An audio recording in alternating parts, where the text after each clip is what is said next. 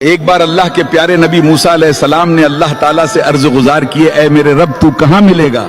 تو پھر رب کریم فرماتا ہے، اے موسیٰ مجھے وہاں تلاش کیا کرو جن کے دل لوگ توڑ دیتے ہیں، اس ٹوٹا ہوا دل میں موجود رہتا ہوں۔ تھوڑا آپ لوگ غور کریں، ہم مسجدوں میں جاتے ہیں، عبادت کرتے ہیں، لیکن اللہ ہم سب کی نماز قبول کر رہا ہے یا نہیں؟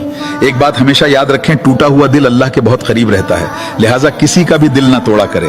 حدیث کا مضمون ہے، جس مظلوم کی دل ٹوٹ جائے اور وہ بندہ ایک دفعہ رب کے بارگاہ میں دعا کر دے، فرمایا گیا جو اس کے دل سے آہ نکلتی ہے تو اللہ تعالیٰ کے عرش کو ہلا دیتا ہے اور اس کی دعا فوراً اللہ قبول کرتا ہے۔ اس لیے کسی بھی غریب مظلوموں کے ظلم نہ کریں۔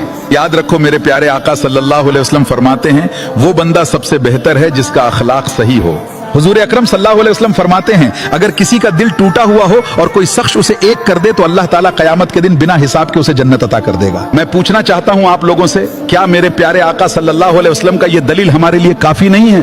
یارو ابھی بھی وقت ہے، لوٹ جائیں اللہ کی طرف۔